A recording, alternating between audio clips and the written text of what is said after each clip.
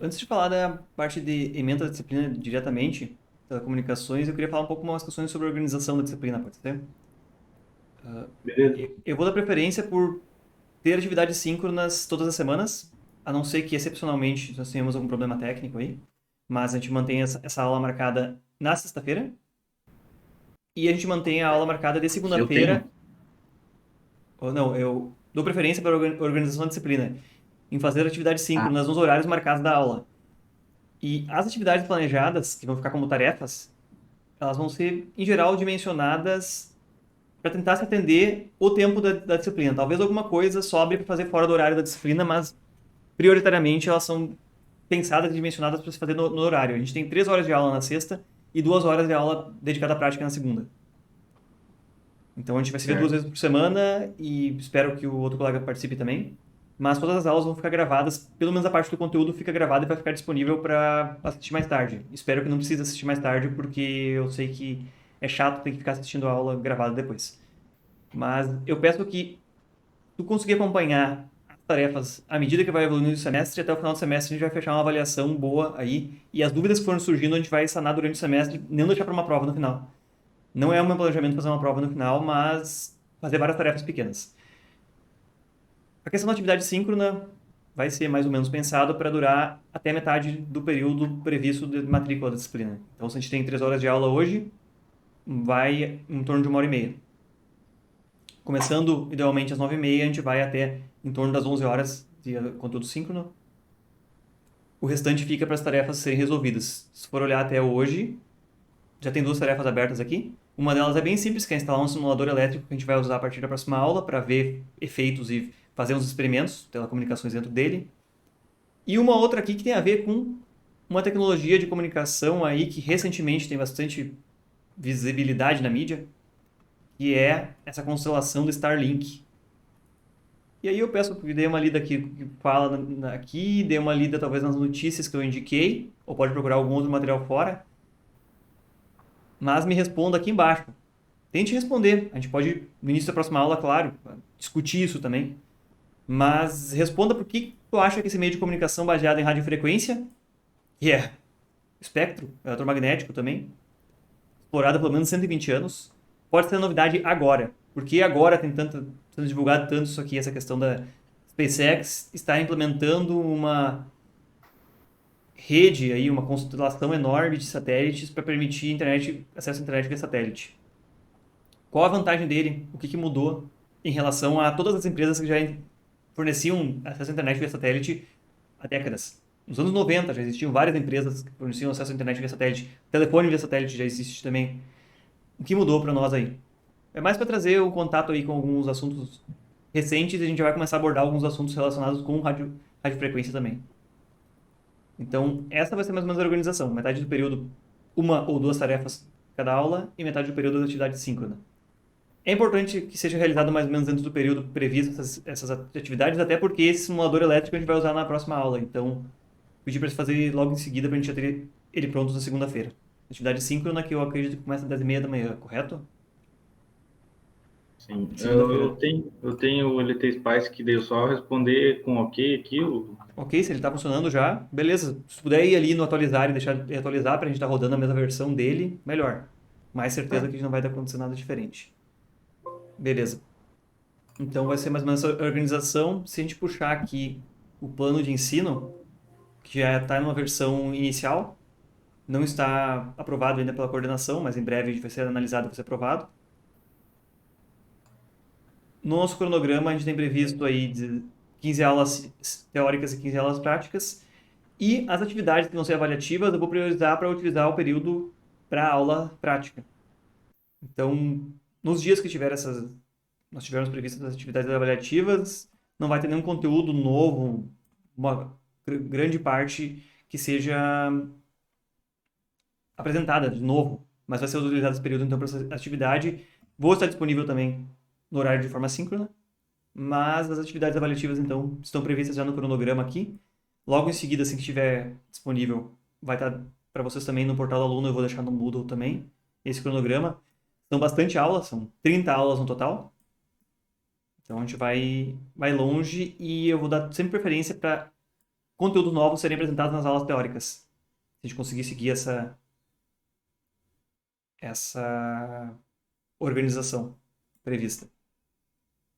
Mas então, uma parte que é importante sobre a avaliação, que essas atividades menores que eu for fornecendo semanalmente, instalar o simulador, ler as notícias e responder, alguma coisa que vai sempre abordando os próximos conteúdos que a gente vai tendo contato, essa parte ela vai contar como 3 pontos na avaliação final. A participação disso, e claro, participar de forma síncrona nas aulas também pode ganhar um mais aí nessa parte, desse peso dos 3. E aquelas atividades que estão no cronograma como atividade avaliativa de fato, elas vão valer 7 na média final. Que vão ser aqui, deixa eu até contar para não te mentir nada, 1, 2, 3, 4, 5, 6 atividades. Contando que a gente tem 2 aulas por semana, 6 atividades não é tanto aqui. Bom, então com relação a como vai ser realizada a avaliação, isso vai ficar claro no plano de ensino. E as atividades práticas que a gente tem previsto no conteúdo da disciplina, ou na carga horária dela, a gente vai priorizar sempre façam experimentos que possam ser feitos por simulação, enquanto a gente não está liberado para fazer atividades práticas no laboratório, e também, de alguma forma, pesquisa sobre o assunto relacionado. Bom, com relação à avaliação, então pode ver bem que não tem previsto uma prova final.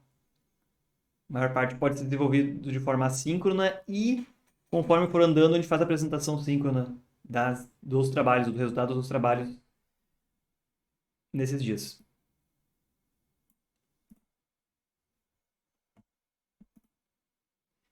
A ementa da disciplina, chegando finalmente aqui, ela apresenta aqui dividida em 7 unidades, isso, que não necessariamente tem a mesma duração conforme elas estão distribuídas aqui. O que a gente vai começar na aula de hoje está aqui na parte de histórico de telecomunicações e evolução dos sistemas de telecomunicações, que é muito relacionado com isso, mas a gente basicamente vai acabar esse sistemas de telecomunicações aqui talvez até a próxima aula. Não vai se estender essa unidade 1. O que vai se estender um pouco mais vai ser talvez a parte de análise de sinais, dentro um pouco de matemática e de compreensão do que são codificações de dados, o que são modulações de dados, tipos de modulações diferentes, como é feito o que a gente chama de deslocamento de frequência do sinal, por que é feito o deslocamento de frequência do sinal, os diversos tipos de modulação por amplitude, largura, de pulso, modulações em banda base aqui, e modulações digitais também, que são versões modificadas em modulações analógicas, mas aplicadas a sinais modulantes digitais. Vão ser abordados aqui nas unidades 2 e 3. E essas unidades vão ser meio transparentes, porque a gente vai entrar nos conteúdos na análise de sinais aqui na unidade 2, depois que a gente passar a parte de amostragem de sinais, que vai ser a primeira atividade avaliativa, a gente vai acabar entrando nas modulações clássicas, amplitude, fase e frequência, e depois essas mesmas modulações vão entrar de novo lá no assunto de modulações digitais. Então não vai ter uma linha clara aqui, separação entre a unidade 2 e 3, elas vão mais ou menos ser um caminho, uma sequência. Mas o que a gente vai ver aqui, então, é a análise de sinais aí, essa parte de como mostrar um sinal e como tiver a informação dele, como modular um sinal de formas diferentes para transmitir informação. A gente vai falar em potência de sinal também aqui, só que a potência tem uma abordagem diferente em relação à potência elétrica que a gente está acostumado a tratar. A gente não se preocupa tanto com calor gerado, potência nesse sentido, mas vai ir mais no sentido de quanto eu preciso diferenciar os vários sinais diferentes que eu transmito para conseguir no receptor recuperar eles com a melhor fidedignidade possível.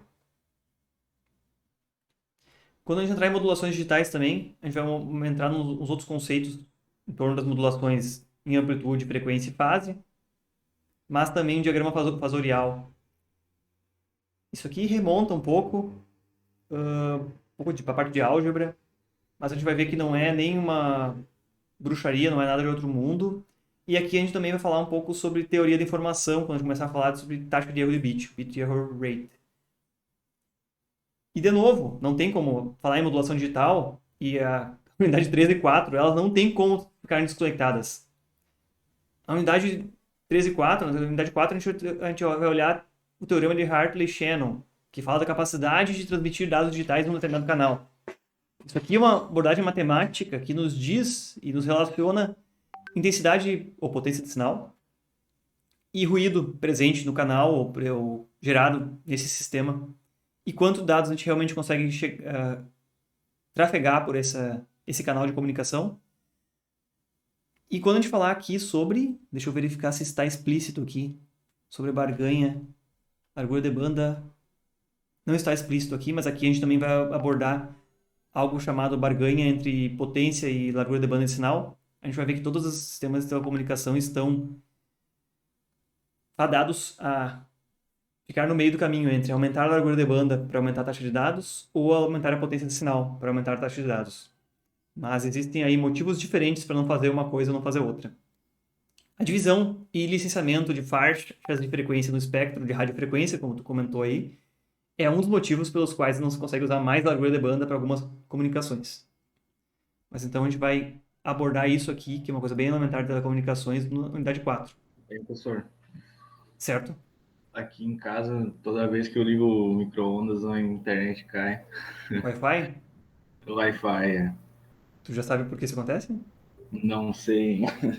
Não deveria, mas tem uma questão, que a banda de frequências em torno de 2.4 GHz, ela, ao mesmo tempo, ela é útil para micro-ondas porque ela estimula a ressonância da água. Então, a água é aquecida se tu oscilar ela eletromagneticamente em 2.4 GHz, principalmente a água. Se tu botar algo sem água dentro do micro-ondas, quase não vai aquecer.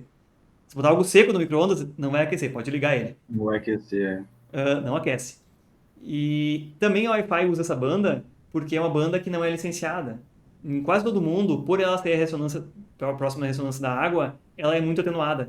Então não tem um interesse comercial em usar a comunicação longa distância por ela, porque ela é muito atenuada. Então é licenciada para aplicações domésticas aí e não precisa ter uma autorização da Anatel para usar ela, por exemplo. Basta o teu equipamento ser certificado na Anatel que só use essa banda de frequência. E qualquer um quer botar 12 roteadores do Wi-Fi na tua casa, tu bota 12, porque eles usam essa mesma banda e todos eles interferem. Então, um pequeno vazamento de potência eletromagnética nessa banda de 2.4 GHz faz com que o aquecimento da água, o sinal gerado por aquecimento da água no teu micro-ondas também escape e atrapalhe o teu Wi-Fi. Inclusive, a minha sugestão quer usar a internet com qualidade, bota um cabo. Porque hoje em dia, essa banda aí está super tumultuada. Bluetooth usa isso, Wi-Fi usa isso, porteiro eletrônico usa isso, um monte de aplicações diferentes aí. Sim. Eu vi que o portão eletrônico tem gente que fazia uns negócios com o celular, né, uma vez, para abrir o portão ali, fazia uma ligação não sei, ele ligava o portão com a mesma frequência ali. Sério? Então, o portão eletrônico abria assim, então... Sim. Pouca segurança isso aí, hein? É. Complicado isso aí, hein? Perigoso, Sim. né? É. Bom, mas então a gente vai ver sobre isso aí. Nesse caso aí entraria em interferência, né? Porque são duas comunicações que entram na mesma frequência, né? Que gostariam de ter um canal livre para só ela utilizar, mas como elas não são licenciadas, ninguém tem exclusividade de uso. Mas isso aí não tem a ver com o ruído ali, esse SNR. É outro efeito de degeneração. O ruído é algo que vai entrar no meio do seu sinal de comunicação, mas ele tem um comportamento estatístico. Ele pode ser gerado por efeitos no canal próprio ou por o próprio circuito eletrônico operando gera ruído.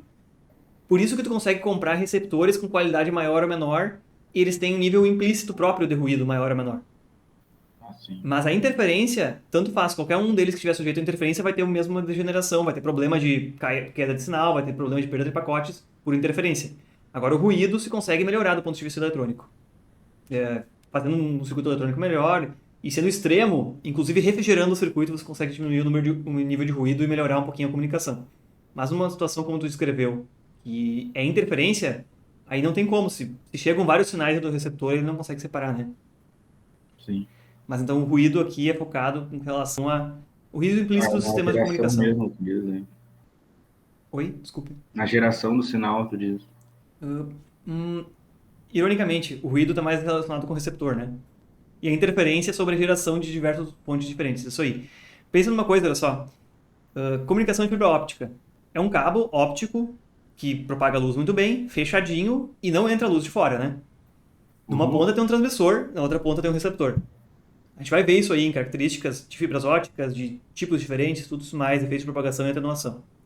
Mas pensa bem, é um meio de luz que é fechado, um transmissor numa ponta e um receptor no outro. Não tem interferência, né? Sim. Então eu poderia mandar uma quantidade enorme de informação, porque afinal não tem interferência de fora. Qualquer sinal que eu transmitir, eu consigo diferenciar ele na entrada. Se eu transmitir um nível alto e um nível baixo, eu consigo transmitir 1 bit por ciclo. Se eu transmitir 4 níveis diferentes de intensidade, eu poderia transmitir 2 bits por ciclo. Porque diferenciando 4 níveis diferentes no receptor, eu consigo transmitir 2 bits por cada pulso que eu gerar. Se eu diferenciasse 16 níveis diferentes de intensidade no transmissor, eu conseguiria, a cada pulso transmitido, diferenciar 4 bits, porque 16 níveis poderia codificar 4 bits neles, né? 2 na 4 dá 16. Sim. O que limita, nesse caso, é o sinal é atenuado ao longo do caminho e o receptor tem um nível de ruído implícito dele, mesmo que muito pequeno. E vai chegar num nível em que o receptor não consegue diferenciar muito bem entre aqueles tantos intensidades diferentes que ele vai receber. Ele vai começar a errar. Mesmo que não tenha interferência, o sistema é limitado pela quantidade de ruído implícito do eletrônico do receptor. Do receptor disso. Do receptor, isso aí. Então, olha, mesmo que eu tivesse, não, mas o sinal vai chegar com uma intensidade muito pequena, vamos amplificar ele 1000 vezes do receptor para que consiga diferenciar. O amplificador que tu usar vai inserir um pouquinho de ruído no sinal. E ele vai amplificar o teu sinal junto com um pouco de ruído que ele mesmo inseriu. Todo eletrônico está sujeito a gerar ruído. Sim. Então a gente vai ver que a definição de ruído é diferente da definição do senso do aplicação comum para nós, que é algo audível, né? É diferente. Sim.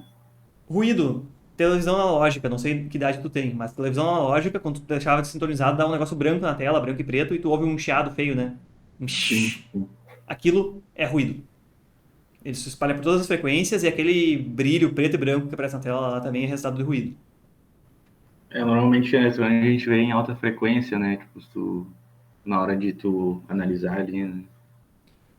Sim, tu vê ruído, mas ele se espalha em todas as bandas, na verdade. Inclusive, essa característica se replica em baixa frequência também. Mas quanto maior a largura de banda do canal que tu permitir passar, que tu for filtrar, é um conteúdo relacionado a filtros, porque se tu só quer usar uma certa parte do canal, tu pode filtrar para só passar o teu sinal e o mínimo de ruído possível. Se tu deixar passar uma banda maior e o teu sinal tá lá no meio, aquela banda maior permite entrar mais ruído. Isso tu fala muito bem. Passa faixa, né? Isso aí. Então, quanto mais tu adequar a passar somente a banda que tu realmente quer, que tá o teu sinal dentro, menos ruído vai entrar. Sim. Nós veremos isso aí em detalhes. Isso é uma análise bem legal que às vezes quebra algumas ideias na cabeça da gente. Então, filtros vai ser estudado junto com isso, né? É necessário. Ali com o Rodrigo a gente viu que, né, o som do coração, é bem grave, né? Aí até tem uma taxa de amostragem, uma faixa de frequências ali que é o dobro da taxa de amostragem, eu acho que é o critério de Nyquist, eu acho, né, que a gente... Deixa eu lembrar isso aqui. O critério de Nyquist a gente vai ver aqui em teorema de amostragem de sinais. Perfeito. Análise de sinais. Isso vai ser, eu acho que a terceira aula já. É legal isso aí. Quer dizer que se a gente tentar mostrar um sinal a uma taxa menor do que 2 vezes a largura de banda das componentes que estão ali dentro, digamos ali, tô falando em frequências, 1 kHz é a potência do sinal que tu tem até ali. Tem componentes até 1 kHz. Tu tem que mostrar 2 kHz para te conseguir replicar aquilo de fato, a partir das amostras que tu obteve. Senão a gente vai ver que podem, inclusive, surgir componentes, depois de mostrar o sinal, surgir componentes que não existiam no mundo real e que ele cria por intermodulações implícitas da amostragem do sinal. É terrível isso. Por isso tu usa filtros analógicos anti-aliasing, que eu acho que tu comentou isso aí, né?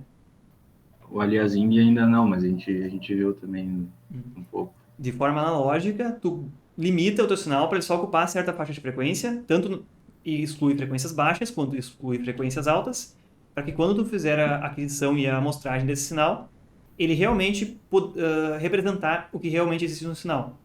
Se tu tiver um sinal em 5 kHz e amostrar ele em 2 kHz, vão surgir frequências que não existem no sinal de fato, mas por uma interação entre o teu sinal e a frequência de amostragem. Mas legal, a gente vai ver isso também, vai entrar aqui, não está explícito, mas teorema de amostragem tem a ver com o Nyquist aqui dentro. Sim. O aliasing é um atraso, né? No...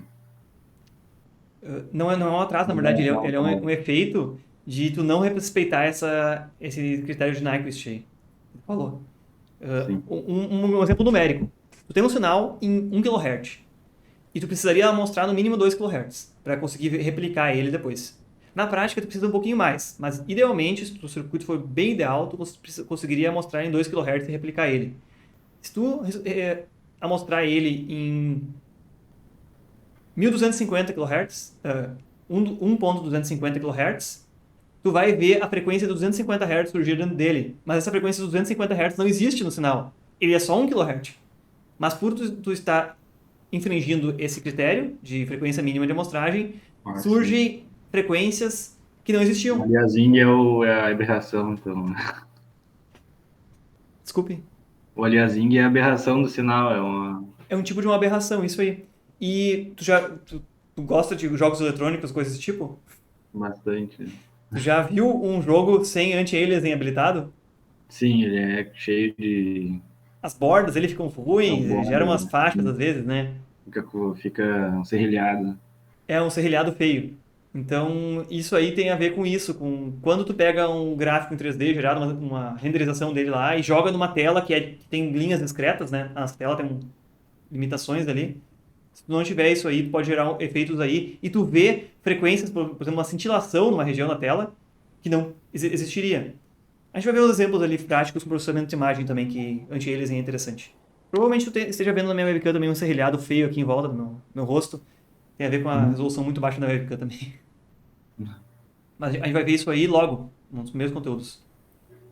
Olha só, tudo isso aqui é parte que eu chamaria de fundamentos de telecomunicações, tá? Até o unidade 4.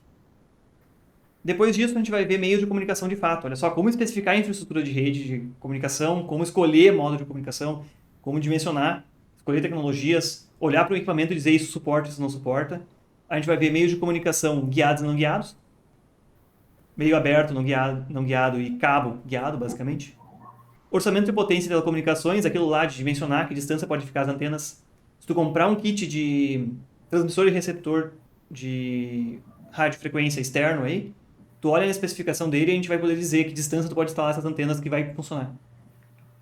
Quanto tu tem que posicionar elas bem apontadas uma para o outro, qual o erro do ângulo entre elas que tu permite, e outras coisas relacionadas com isso aí.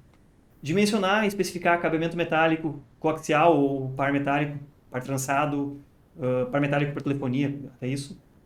Fibra óptica, tipos, aplicações, procedimentos, cuidados, especificação dela. Comunicação em meio aberto, óptico. Já viu falar sobre isso aí? Comunicação meio óptica e meio aberto? Não, acho que não. Tenho certeza que tu usa. Controle remoto de televisão. É uma comunicação óptica porque usa luz infravermelha. Nesse caso não é visível, né? Já sei. Existem padrões de comunicação de dados também. Em fibra óptica, né? É parecido com o usado em fibra óptica, só que em meio aberto, a gente não enxerga. Mas também usado dentro de fibra óptica, também usa infravermelho, por algum motivo que a gente vai ver. Mas também existe um padrão chamado IRDA, Infrared Data Communication, acho que era, não lembro exatamente. Mas que tu conseguia comprar tipo um dispositivo, botar no teu computador e comunicar com o teu celular sem fio, assim, por infravermelho. Alguns celulares tinham, agora, 5 anos pra cá, quase nenhum deles tem mais. Ar-condicionado, né? Tinha celulares que tu conseguia usar esse mesmo dispositivo para mandar e imitar o controle do ar-condicionado, né? E ligar e desligar, perfeito, mesma coisa. Também existe alguma coisa chamada hoje em dia de comunicação por luz visível. Se poderia modular a intensidade de uma luminária de uma forma a não causar nenhuma percepção aos olhos humanos, mas transmitindo dados através dessa modulação. Tudo isso aqui entra em aplicações de meio óptica e meio aberto, Free Space Communication. Eu tinha um celular que tinha também infravermelho, mas era na câmera, né? Ele para focar, ele usava o infravermelho para emitir o sinal, né? E ver acho que a distância para focar. Em qual focar primeiro. Sério? Pai, não sabia disso aí. Nunca tinha ouvido falar dessa aplicação, até vou procurar, fiquei curioso agora. Ah, existe LiDAR, radar com luz, já ouviu falar também? Não. Celulares já tem LiDAR, alguns, que tipo, eles conseguem tirar uma imagem de profundidade da cena por meio da emissão de uma luz, na verdade uma fonte de luz laser, tipo, é parecido com LED, mas é um princípio diferente, que gera um pulso muito curto, esse pulso vai até qualquer superfície que estiver na frente, bate e reflete. De um comprimento de onda não visível, a gente não consegue enxergar isso aí. Mas ele consegue, através da reflexão que chega, mensurar a distância que esses objetos estão. Assim como aqueles medidores de distância, que a gente chama de infravermelho, ou que sem fio. Já viu isso aí? Já, Uma já. trena eletrônica também usa o Sim, princípio desse, gera um pulso e vê quanto tempo demora para refletir. E sim. aí ela consegue determinar a distância dos objetos. Uh, Muitos dos carros autônomos hoje em dia usam scanners com LiDAR também, porque ele consegue ver tudo que é óptico, que os olhos humanos também veriam. Se fosse um scanner com radar, ele só refletiria coisas que refletem ondas de rádio. O que para um carro não é muito seguro, porque se tu botar algo que não é condutivo, eletricamente não é condutivo, ou que não tem um constante de elétrica muito diferente do ar, não vai refletir a onda e ficaria invisível para ele. Então é bem interessante isso aí, é um tipo de radar que usa elementos ópticos. Sim. Então, todas essas aplicações aí têm relação com telecomunicações também, porque usam tecnologia similar e a gente vai conversar um pouco sobre isso.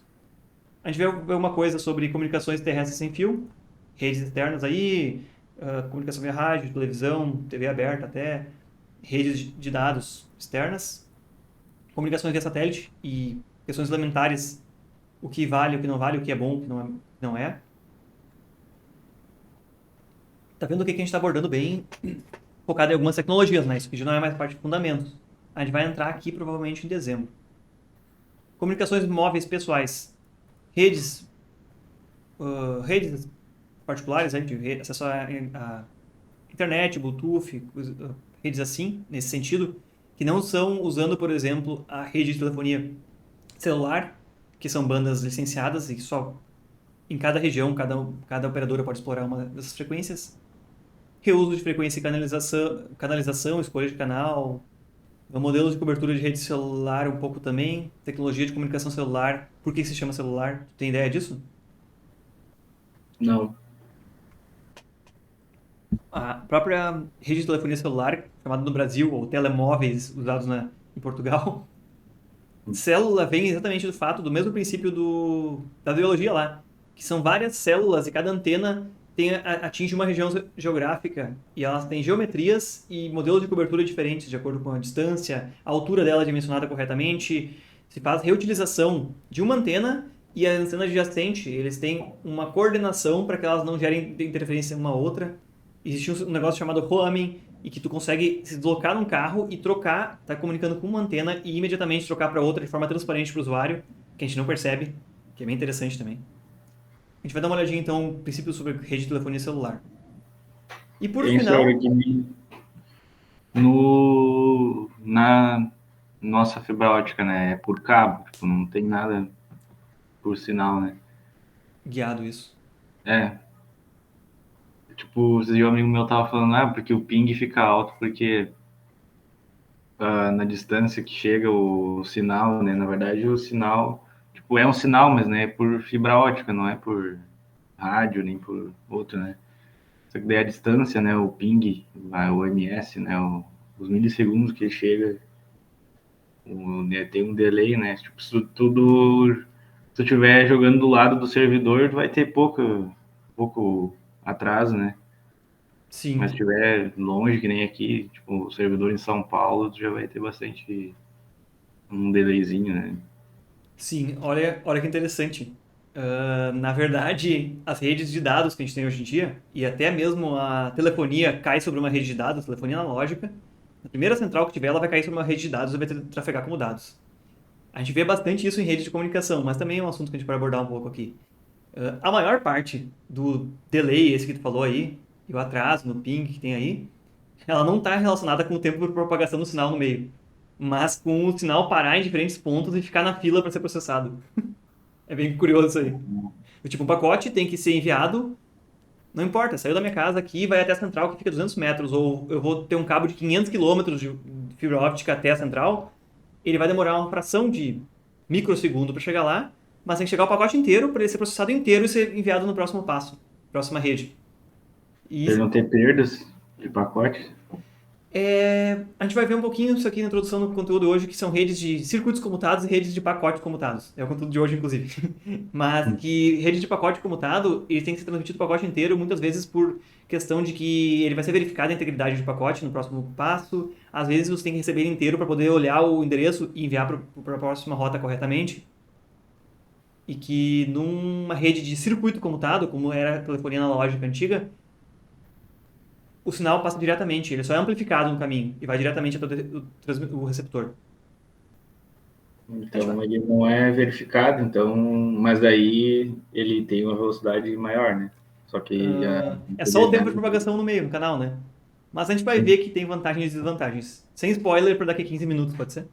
A gente vai Beleza. abordar isso na aula de hoje já. Beleza.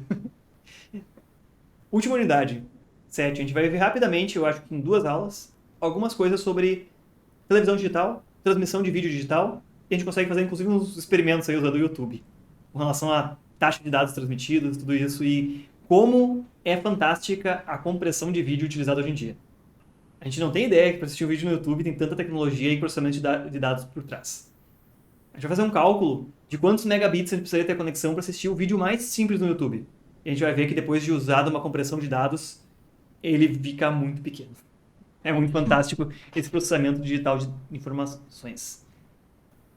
Encerrando a apresentação da ementa, eu te peço aqui, ó, e peço para quem esteja assistindo a aula depois também, traga mais conteúdos, ou se você tiver, como tu já me citou vários casos aí, pontos de interesse aí, traz para a aula, a gente bota junto aqui, tá? Beleza. Qual a tua relação com história? Tu gosta da disciplina? Tu gosta do conteúdo? Quanto a gente pode dedicar da aula de hoje para história? Olha, o que tu quiser aí. Gosto bastante, porque é o jeito da gente se inteirar, né, no assunto também. Legal. Eu penso assim, não acho que o conteúdo mais importante seja a parte de histórico na disciplina de telecomunicações, mas tem muito a ser relacionado aí com tecnologias e estilo de vida, e à medida que as telecomunicações viraram eletrônicas, elétricas primeiro e depois eletrônicas, mudou muita coisa. Até a economia mudou por causa disso muito drasticamente. O contexto histórico de por que surgiram redes de fibra óptica e outras coisas aí é bem interessante e nos ajuda a ver a evolução das coisas. Então, me dá um segundinho aqui que eu vou verificar quanto conteúdo mais a gente tem previsto para a aula de hoje. Como eu comentei aqui, eu vou trocar esse tema de telefonia para a próxima aula e vão ficar com umas tarefas só aqui, tarefa 1 e 2. E um material de história de telecomunicações, se interessar, ele está bem resumidinho aqui, citando momentos interessantes aí. Mas com relação ao principal aqui, do evolução das telecomunicações e dos sistemas de telecomunicação. Como é o escopo que nos envolve aqui é a parte de eletrônica, então não vale a pena começar falando sobre tecnologias de comunicação antes da eletricidade. Como já existiam semáforos e telégrafos ópticos na antiguidade. Se a gente abrir aqui uma ilustração, já existiam sistemas de comunicação muito antes de existirem a eletrônica de fato. Deixa eu achar aqui. Eu gostaria de ter aquela ilustração do telégrafo óptico aqui, ou do semáforo óptico. Antes de a gente ter comunicação a longa distância, por meio da eletricidade e o radiofrequência, ou o que seja aí, por esses meios, ondas eletromagnéticas, ou você mandava um mensageiro carregar a mensagem na mão, ou você tinha comunicação óptica, de fato, torres em que as pessoas mandavam sinais uma para outra, e esse era um meio de enviar uma mensagem muito mais rápido do que um cavaleiro.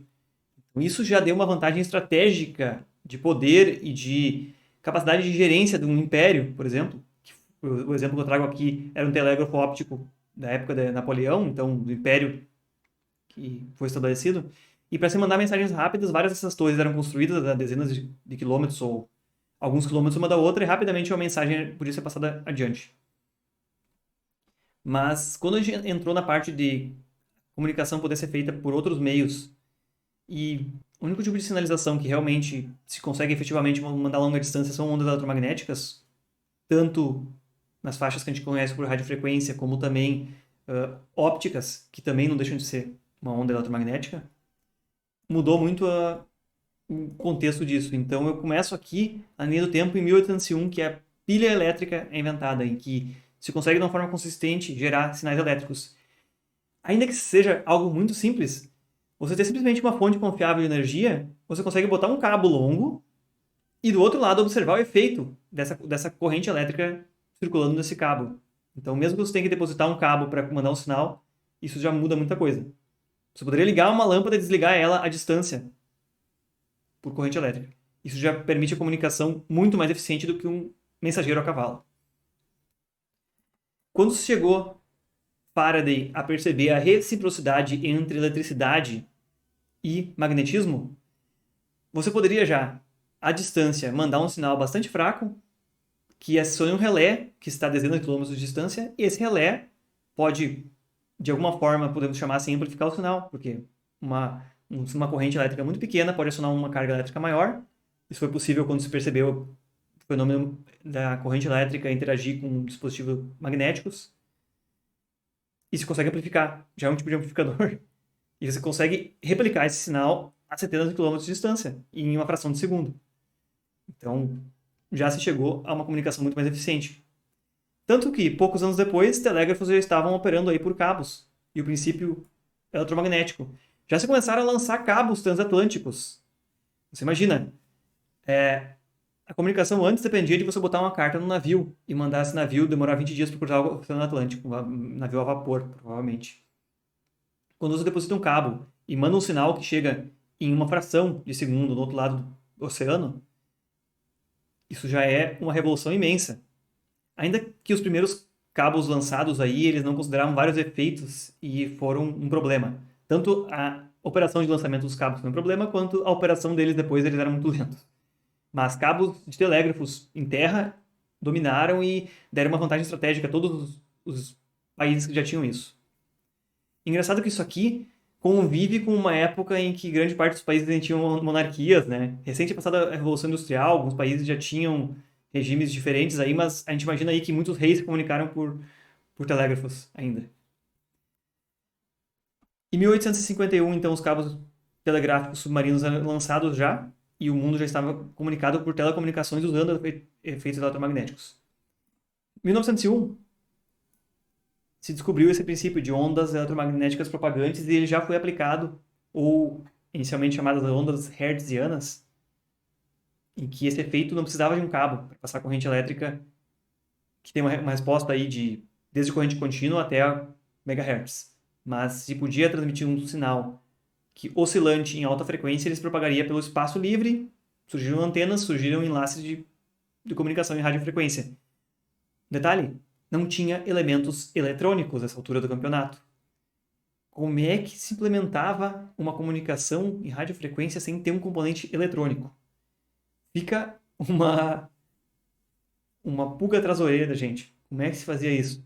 Com elementos magnéticos, eletromagnéticos e sistemas eletromecânicos se conseguiam gerar ondas de radiofrequência. Hoje em dia, a gente pega um circuito integrado com meia dúzia de capacitores em volta, a gente tem um rádio. Naquele tempo, precisavam de elementos mecânicos, magnéticos, eletromecânicos, até mesmo spark gaps, que são centelhadores, para se gerar comunicação em longa distância.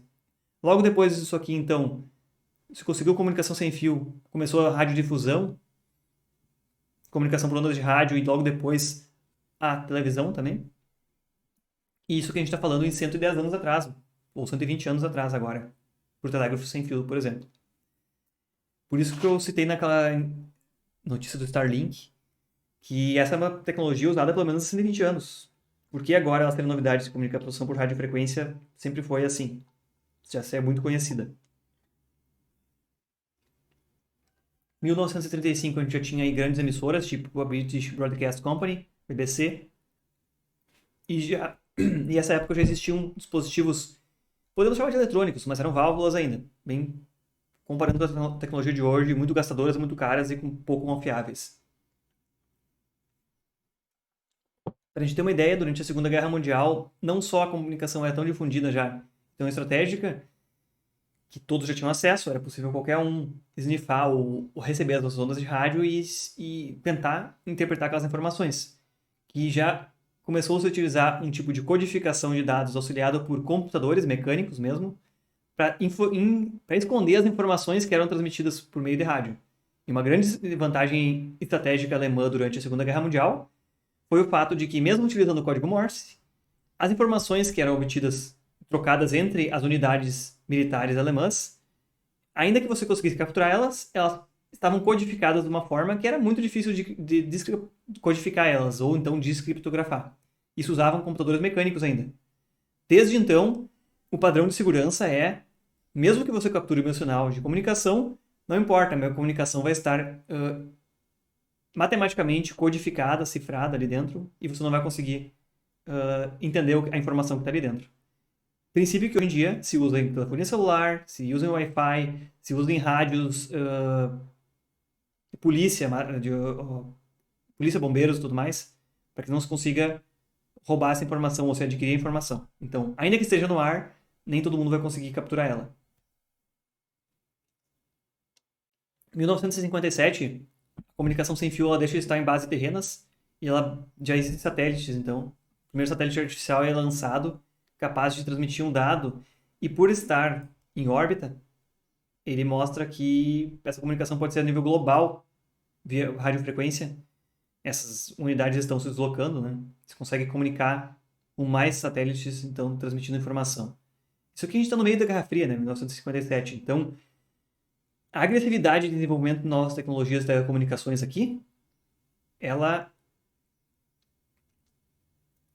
é empurrada, impulsionada por um conflito, uma escalada armamentícia aí. E esse satélite, primeiro satélite lançado, o Sputnik, que não foi por acaso que se chamou a vacina russa lá agora recentemente Sputnik 5, mas foi para fazer uma relação com isso aqui, porque o primeiro satélite artificial lançado foi russo, o nome foi Sputnik. A primeira vacina que os russos tentaram lançar também era o nome de, ironicamente, Sputnik também. Primeira vacina para Covid, mas remonta a isso aqui. Esse satélite foi mais lançado para criar temor de que a União Soviética tinha capacidade de botar um satélite em órbita, portanto ele tinha capacidade de lançar ogivas nucleares em qualquer ponto do planeta. Foi mais estratégica do que realmente para comunicação. Mais tarde que se começou a realmente usar os satélites para comunicação regular. E estratégica também. Em 1969, se está por dentro aí um pouco de Guerra Fria, foi feita uma transmissão de televisão ao vivo entre a Lua e a Terra. E aquele pulinho lá, um pequeno salto, passo para um homem, um grande salto para a humanidade, que o Neil Armstrong pisou na Lua de fato, ela foi transmitida ao vivo. Você tem ideia da tecnologia envolvida em você fazer uma transmissão da Lua com um transmissor de baixíssima potência, porque o módulo lunar não tinha disponível uma grande quantidade de energia, chegar na Terra, ser capturado e ser retransmitido para o mundo inteiro. E eu acho que isso aqui foi inclusive uma dia de Natal, véspera de Natal. Foi assim algo que mobilizou o planeta inteiro. Basicamente, eu acho que uma das notícias mais divulgadas até hoje. Então, isso aqui já mostra uma supremacia em questão de transmissão e telecomunicações. Estava assistindo, inclusive, um vídeo, há poucos dias agora, em que um canal, pena que o vídeo é em inglês, posso até indicar o canal lá, e os caras pegaram os módulos de telecomunicação usados no módulo lunar que pousou na Lua, e alguns módulos que foram protótipos, e abriram ele para mostrar o que tinha dentro. O módulo lunar transmitia 12 watts de comunicação de dados, no link de comunicação com a Terra, numas frequências chamadas S-band. S-band. E hoje em dia, a gente olhar 12 watts é quase nada, por uma distância muito, muito longe que é aqui. Por isso aqui na Terra tinham antenas gigantes de até 60 metros de diâmetro para conseguir pegar esse sinal tão fraco aqui na Terra. Também no contexto da Guerra Fria, ainda no desenvolvimento, redes de comunicação baseadas em fibra óptica surgem na década de 70. Mas aí eu pergunto, na década de 70 não tinha internet. Qual a preocupação com rede de fibra óptica? Por que não usar cabo coaxial, cabo metálico até aqui?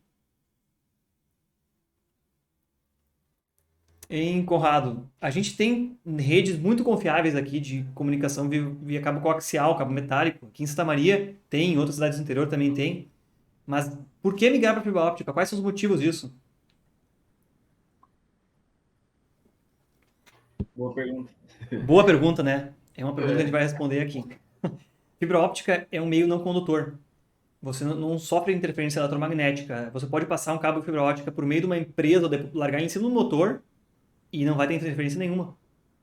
Não vai entrar luz dentro dele, e a onda eletromagnética no espectro que a gente chama de radiofrequência não entra nele, não interfere em nada. Essas redes de fibra ótica foram desenvolvidas primeiramente para serem a prova de explosões nucleares. Porque uma explosão nuclear gera um pulso eletromagnético muito grande que queima tudo o que estiver próximo, queima subestações de energia inteiras. Imagina equipamentos de telecomunicação, pegaria fogo na hora.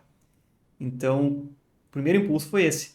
Depois se percebeu que se conseguiria atenuações menores de sinal, portanto, distâncias maiores de comunicação e também capacidades de largura de banda de frequência maior. Significa que esses cabos são mais rápidos e atenuam menos os sinais e de alta frequência. Então, com o tempo, cabos metálicos de longa distância foram substituídos por fibra óptica por esses motivos. Mas o impulso inicial foi prever um ataque nuclear. É bem engraçado essa questão aqui. A gente se beneficia 50 anos depois para a comunicação e internet. Década de 80, a rede de telefonia celular móvel se torna uma realidade. Antes já existia comunicação via rádio, mas não se tinha possibilidade de fazer comunicação em duas direções, porque os dispositivos móveis seriam tão custosos em questão de energia que não existia mobilidade. Lembrar lá em telefones sem fio na Segunda Guerra Mundial, eles eram uma mochila que tinha baterias para se carregar e uma distância curta de comunicação. Na década de 80 você quase conseguia botar no bolso o telefone celular já, porque os circuitos, a tecnologia eletrônica evoluiu no sentido de que poderia usar canais de comunicação compartilhados, tinha capacidade de processamento de informação digital já suficiente para multiplexar o acesso a esses canais e não precisava gastar vários watts para operar esse negócio, então já dava para pegar uma bateria do bolso. Não precisava ter uma unidade de comunicação que era um carro mais, você podia botar no bolso. Então, em 1980 começam essas redes aí, chegam no final da década de 80 início da década de 90 no Brasil já, e a partir daí a gente sabe que a rede de telefonia celular tomou conta e o desempenho só cresceu até a rede atual, que nós estamos chegando perto da 5G no Brasil, né? Década de 2000, a comunicação móvel de dados, não mais só voz, já são bem suportadas na rede de telefonia celular, inclusive no Brasil. E a gente sabe que depois de 2000 aí começa a perder a importância da rede de comunicação de voz e aumentar a importância da rede de comunicação de dados. Tanto que em 2010 e até hoje em dia já se usa muito de rede de comunicação de voz sobre dados já. E significa que para operadores de telefonia, a voz é só mais um sinal de dados que ela vai carregar. Não existe necessidade mais de explicitamente se carregar o sinal de voz por um canal e de dados por outro. Basicamente, todo mundo joga no mesmo pacote e existe algo chamado aí de convergência de redes. Hoje em dia eu uso o Skype, uso o WhatsApp para fazer uma chamada de voz e a experiência é quase a mesma de usar a rede de telefonia. A telefonia como a gente chama aí. E as operadoras de telefonia, de fato, estão indo no sentido de que já não se cobra praticamente por chamadas telefônicas, muito pouco, comparando com o que era antigamente, porque tudo já é jogado dentro de uma mesma rede digital, a partir do primeiro ponto, primeira central aí que se comunica. Existem operadoras de telefone que não querem mais saber de instalar telefonia analógica, eles instalam um cabo de rede, um cabo de fibra óptica, um cabo coaxial de dados até a rede do cliente e botam um telefone VoIP para o cliente. Não tem mais interesse de manter duas redes, telefonia analógica ou telefonia celular para voz e rede de dados separadas. 2020, uma pandemia evidencia a dependência das telecomunicações na maior parte da sociedade contemporânea. E aí a gente vê a diferença entre quem tem acesso à telecomunicação e quem não tem acesso. Telecomunicações já são um serviço básico, assim como já foi a água encanada, assim como já é também o saneamento e a energia elétrica.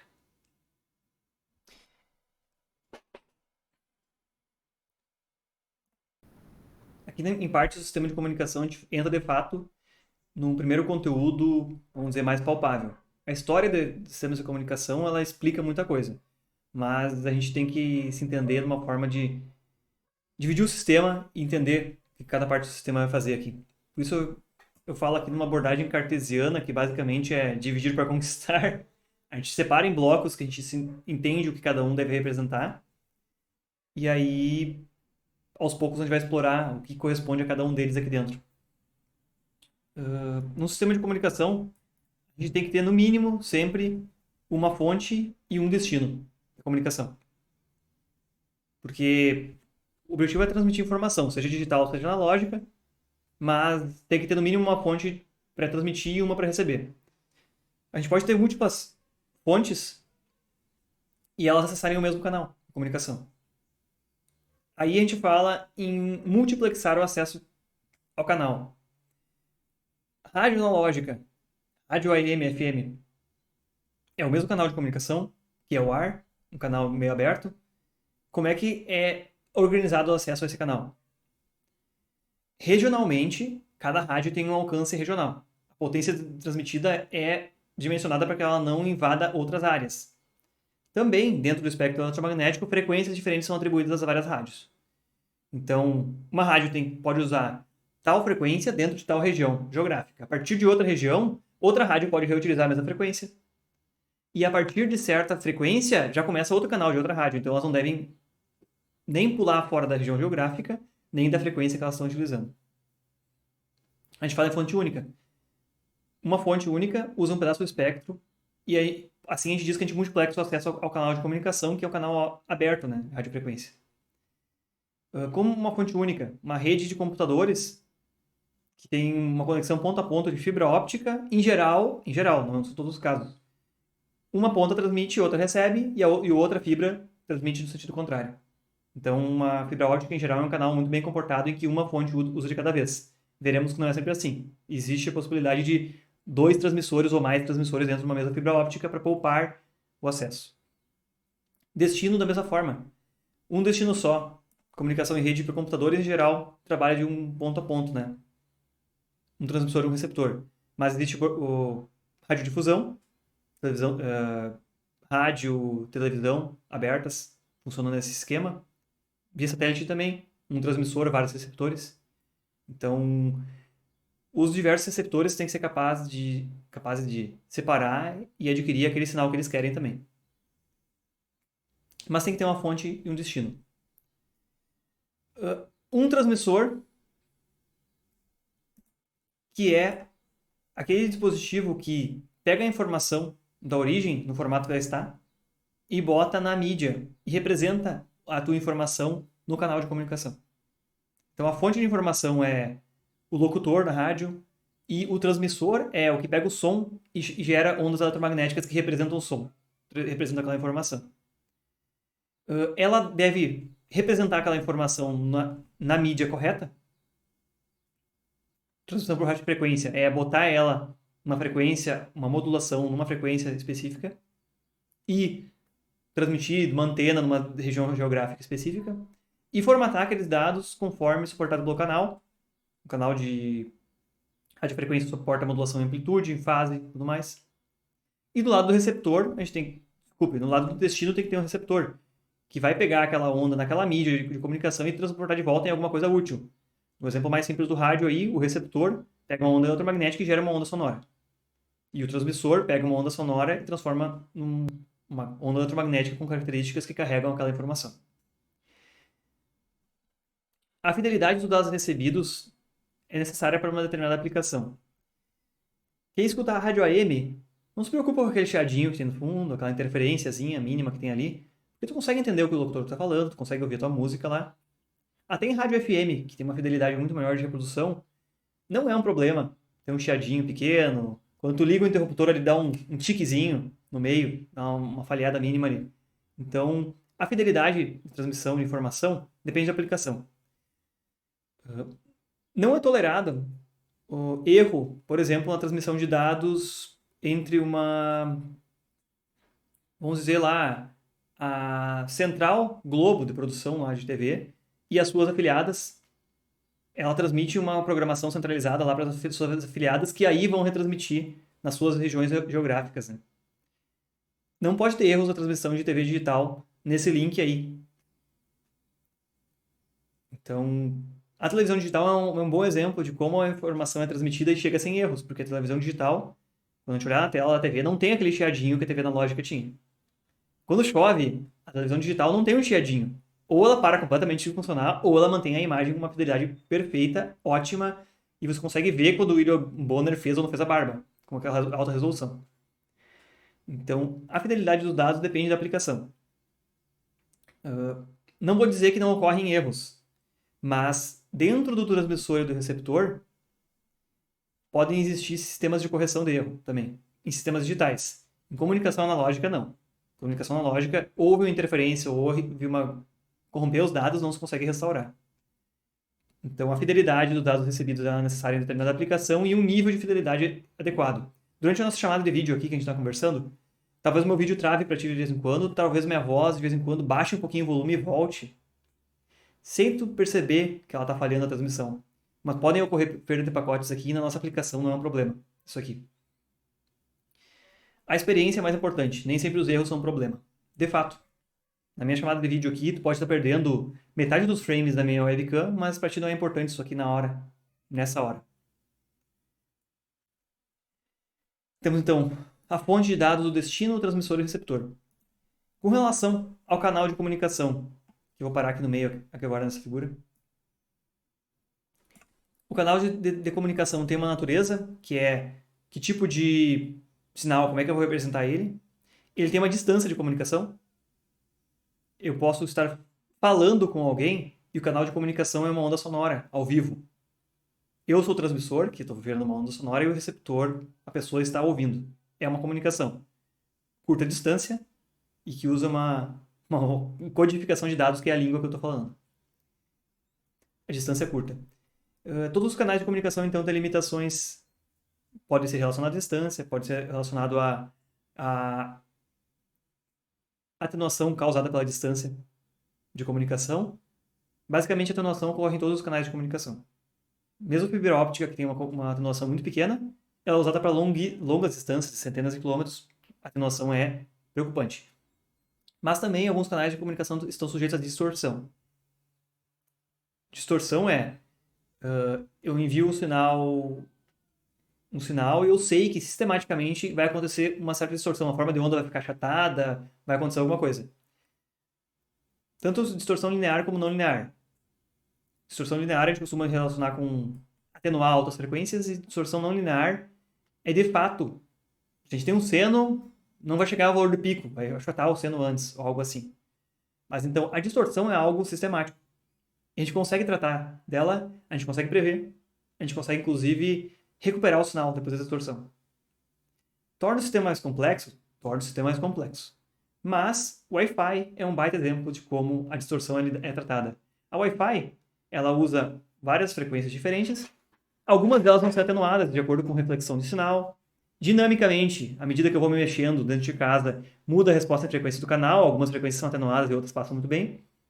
Mas o sistema de comunicação consegue detectar isso aí e corrigir no receptor. E no receptor receber sem erros. Ou diminuir a taxa de dados para que consiga lidar com essa informação. É uma distorção que é considerada e que o sistema lida com ela. Já interferência, olha só, distorção é transmitir o sinal, ele sofreu uma alteração sistemática e no receptor eu sei que isso pode acontecer e eu posso lidar com isso. Interferência é alguma coisa que não é sinal de comunicação entrou naquele canal e que eu não tenho como prever. Eu posso até observar que tem um comportamento sistemático, interferência geralmente se consegue caracterizar, mas ela chega junto com o meu sinal, eu posso não conseguir separar. Pode acontecer em algumas regiões de ter interferência entre duas rádios. Bem nos limites aí entre a atuação de duas rádios diferentes, pode ser que tu escute uma rádio e no fundo ouça outra pessoa falando. Isso é interferência. Telefones celulares da primeira, segunda e terceira geração ali, você conseguia ouvir eles às vezes no rádio AM, FM, quando eles estavam para começar a chamar. Porque gerava um pouquinho de interferência ali. Durante o primeiro contato do telefone celular com a rede, talvez as respostas dele, que estão com mais potência ali, interferiam um pouco dentro da banda de rádio, de algumas rádios aí. Então você conseguia ouvir pelo seu rádio quando seu celular ia tocar. Isso é interferência. É outro sinal, tanto de telecomunicação, como também, como você falou do micro-ondas. Talvez o micro-ondas da Wi-Fi interfere na Wi-Fi. É uma interferência. É outra fonte de sinal entrando ali dentro. Mas pode ser uma interferência de origem desconhecida. Pode ser um motor operando a 3 quadras daqui, num portão eletrônico de um vizinho, aí, nem sei de onde vem, que gera uma componente harmônica em certa frequência que de vez em quando eu escuto um ruidinho aqui na rádio. Pode ser. Então, atenuação acontece sempre, distorção pode ser prevista e até compensada, do ponto de vista sistemático, interferência, origem externa, e ruído é algo implícito dos sistemas de comunicação. Como a gente comentou no início lá, todo sistema eletrônico gera próprio ruído, é implícito. Existem alguns tipos de canal de comunicação que a propagação do sinal mesmo pode estimular alguns efeitos que geram ruído também, e lá no receptor chega o sinal junto com um pouquinho de um sinal indesejado lá, com um comportamento estatístico. Então, o ruído tem um comportamento estatístico. Eu consigo, talvez, lidar com a atenuação, porque eu posso amplificar meu sinal. Eu consigo compensar uma distorção, se eu modelar ela e o meu receptor perceber. O Wi-Fi faz muito bem. Eu consigo evitar que surjam interferências no meu canal, por diversos meios, ou quando surgir uma interferência, eu consigo detectar ela. Mas o ruído, ele é um comportamento estatístico que não pode ser previsto. Se pode prever a potência e a intensidade dele, mas não o comportamento no domínio do tempo. Então eu não consigo subtrair o ruído de uma comunicação. Telefonia analógica, cada um dos amplificadores e cada um tudo que acontecia no meio do caminho ia agregando mais ruído ao sinal. Então tinha um chiado lá no receptor que não tem como remover. Analógico. Telefonia digital, ou até a nossa videochamada aqui agora, que a gente está conversando, a minha voz é transformada num sinal digital aqui no transmissor, ela é transmitida no canal digital e ela volta a ser um sinal analógico aí para ti, e tu me escuta aí em Santa Cruz. Não tem ruído quase nenhum. Talvez tenha um pouquinho de interferência, talvez porque o meu ventilador tá ligado aqui. Talvez tu escute um pouquinho a colaboração da ventoinha do meu computador, que tá aqui do lado também. Mas não tem ruído. É adicionado. Mínima coisa que vai ter de ruído do ponto de vista de telecomunicações. Eu não estou falando do som audível. O ruído é gerado tanto pelo meu computador ao transformar um sinal analógico em digital e o teu computador na hora de amplificar o sinal analógico gerado aí. Ou o teu celular. Então, o ruído é gerado implicitamente dentro dos eletrônicos. Uma coisa bem engraçada é que ruído, algumas fontes de ruído nos eletrônicos têm a ver com a temperatura. Então, você refrigerar pode diminuir o nível de ruído e melhorar a aquisição. Em sistema de comunicação aí, tipo via satélite, ou sistemas de aquisição de imagem, esse é o mais curioso. Sistemas de aquisição de imagem, câmeras de altíssima fidelidade que trabalham com intensidade de luz muito baixas ou algo assim, se refrigera o sensor da câmera por um dispositivo eletrônico, geralmente uma célula Peltier, para que os eletrônicos ali funcionem a uma temperatura mais baixa, produzam menos ruído e consigam adquirir imagens com menos ruído, com menos colaboração dessas componentes indesejáveis, portanto com uma melhor fidelidade. Telescópios espaciais, eles refrigeram os sensores de luz, que vão receber a luz e vão pegar a imagem, sensores de imagem, para diminuir a quantidade de ruído neles e a imagem realmente representar aquilo que eles estão recebendo de luz.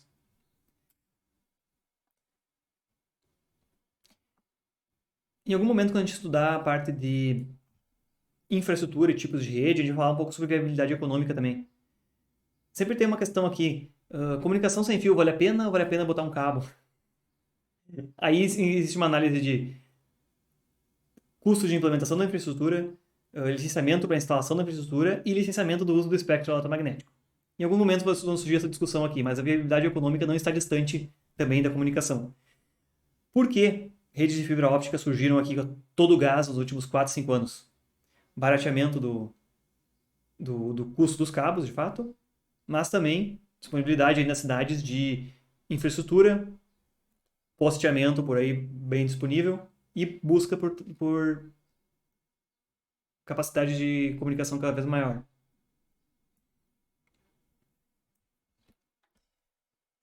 Nesse diagrama de cima aqui, agora a gente tem exatamente uma sistematização do que é uma fonte de dados, um destino, e que os bloquinhos a gente tem no meio do caminho.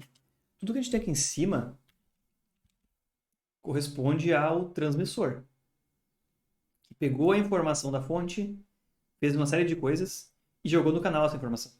Canal de comunicação. É uma forma genérica, pode ser um cabo, pode ser radiofrequência, outras diversas. E aqui está o que representa o receptor, que ele vai pegar essa representação da informação no canal, vai fazer um processo de demodulação, decodificação de fonte e chegar no destino. Em alguns momentos a gente vai abordar especificamente cada um desses blocos aqui. A gente vai ficar algum tempo falando sobre modulador e demodulador.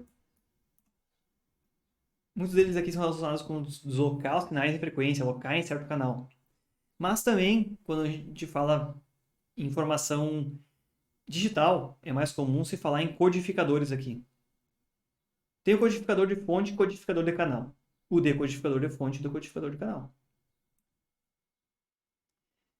O decodificador de fonte, ele vai pegar uma variável qualquer que tem aqui no rádio, uma onda sonora, e vai pegar essa representação da onda sonora, que vai ser convertida para um sinal elétrico, e representar de alguma forma essa informação, que em geral é digital aqui. A nossa conversa aqui virou digital dentro do meu computador, foi posta num vetor de dados lá, um stream, com certa codificação, e ela está aqui. Esse dado cru. De acordo com o canal de comunicação que eu vou usar, eu posso querer outras características desse sinal. Talvez a minha voz precisaria de 44 kHz, ou, kilobits por segundo, não. Para ela ficar uma razoável boa resolução, talvez 115 kilobits por segundo para transmitir a minha voz com bastante fidelidade. Mas isso aqui nem sempre está disponível com tal taxa de dados mesmo para comunicação. Então a gente aplica uma codificação de canal que pode ser uma compressão de dados, pode ser uma modificação na forma de representar ele e que é adequado ao canal de comunicação. Também entra na codificação de canal tudo aquilo que, se o meu computador está ligado por um cabo de rede, eu também vou botar uma codificação aqui, que ele vai ser representado, é um vetor de dados dentro do meu computador, seria aqui no meio, depois codificado na fonte, mas ele vai ser organizado em pacotes, um pacote vai, a codificação de canal, ele vai ser representado por um símbolo de uma codificação Manchester, eu vou mandar tantos bits de dados e mais tantos bits de paridade para verificar a integridade quando eu receber, eu vou ter código de verificação de erro, isso corresponde a código de verificação de erro, enviados junto com meus dados, para o receptor ele dizer se está bom ou não está bom aquele dado recebido. Tudo isso corresponde a codificador de canal. E depois aqui eu realmente tenho já um sinal de comunicação com uma forma de onda, uns zeros e uns que eu quero transmitir. Aí eu vou passar para uma modulação que põe na frequência no canal que eu quero. Então, o codificador de fonte tem a ver com como é que eu vou representar dentro do meu sistema a informação que foi transmitida. Pode ser simplesmente um conversor AD. Pronto, um codificador de fonte. Pegou os dados analógicos e transformou em digital. Pode ter outros motivos aqui. E o codificador de canal altera esse stream de dados conforme eu quero transmitir. Pode ser até gerar o que eu comentei ali, símbolos Manchester, em codificação Manchester, que é o que é usado dependendo do padrão Ethernet. E o modulador, que vai deslocar em frequência e botar na frequência que eu realmente quero esse sinal no meu canal. Vai ser transmitido e todo esse processo tem que ser revertido no receptor. Sendo que dentro do decodificador de canal agora, tem também a verificação da integridade, já que se eu inserir bits a mais para permitir uma verificação de erro, no decodificador ele vai dizer se teve erro ou não e vai tentar recuperar. Decodificador de fonte vai fazer o processo contrário do decodificador de fonte, vai pegar a representação de um vetor de bits que surgiu lá e vai gerar de novo um sinal analógico no meu destino. Ou vai gerar informação digital na minha tela aqui, que seja. Aqui embaixo a gente tem uma série de explicações detalhadas de cada um dos bloquinhos, mas é muito do que eu já apresentei aqui até agora. A origem da informação ser transmitida à fonte, converte sinal analógico para digital, codificador de fonte. Azul introduz redundância, que é essa informação a mais para permitir identificação e correção de erros. Modulador digital transforma a informação digital mais a redundância que foi gerada no bloco anterior em sinal adequado à transmissão pelaquele canal, e o canal de comunicação é por onde se propaga o sinal de fato. E blocos no sentido oposto, eles desfazem tudo aquilo que foi feito no transmissor, sendo que para a fonte e destino, a mesma informação que a fonte gerou tem que chegar aqui no destino e tem que ser tudo transparente o que tem aqui por trás para o usuário.